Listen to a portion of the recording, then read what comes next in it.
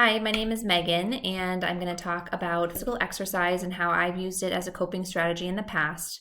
Particularly with COVID-19, that's when I really realized how important it was for me to be physically active and make it a priority to help me deal with stress. During COVID-19, I was working in the ICU while my family was home. I had three small kids who weren't going to school and a husband who wasn't working. And I'd come home at the end of the day. I would try to meditate sometimes to help deal with stress. I put some apps on my phone to help me meditate, but I had a really hard time with focusing on just my thoughts and trying to, deep breathe and slow my racing mind, really.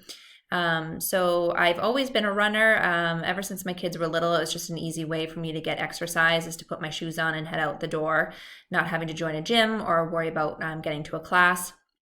It just worked better in my schedule. And when I did it for what I thought was the physical benefits of it, I realized now how much it helps me mentally. And so I started doing it even more during COVID-19. I'd try to run every day to try to help me work through the stress and anxiety that was surrounding the pandemic. And now that I'm in grad school, I really haven't stopped. I realize how important it is for my mental health.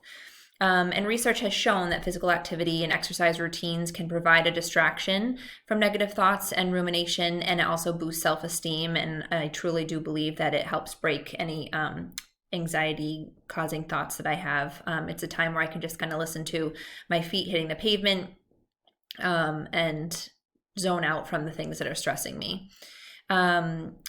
Neurobiological implications that it has. We've all heard about that runner's high, and that's true with any physical activity or physical exercise. There's a release of endorphins from the pituitary glands and hypothalamus. And when there's an increase of the endorphins in your bloodstream, it produces an analgesic effect and a sense of overall well-being. So those are some of the benefits from running and physical exercise. I'm not sure I have felt that necessary runner's high. In fact, I feel like I struggle half the time, but I do feel afterward, I do feel a sense of calm when I'm finished. Research has also shown that it can enhance the function of the hippocampus. So again, helping to decrease feelings of anxiety and depression, but also improve spatial learning and memory processes.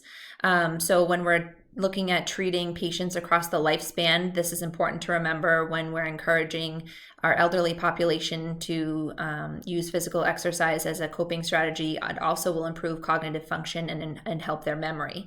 So that's important to know for them. And in terms of children and how physical exercise can help them, I have a 12-year-old who gets really frustrated with homework sometimes. He probably has a little bit of ADD that has been undiagnosed. And when he's so stressed and focused on one math problem, I have him get up and go outside. I have him run around the backyard or maybe go in the front yard and shoot the basketball around a couple of times for a little bit, maybe like 15 minutes. It really does break that cycle of anxious thinking and the stressful thoughts and helps him to come back inside and sit down and focus again.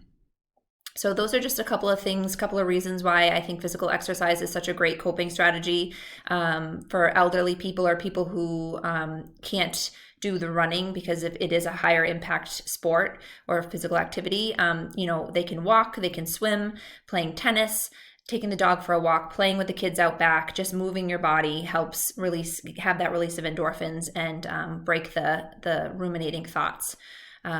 So I hope that helps, and I look forward to watching your slides and learning some more coping strategies from you. Thanks.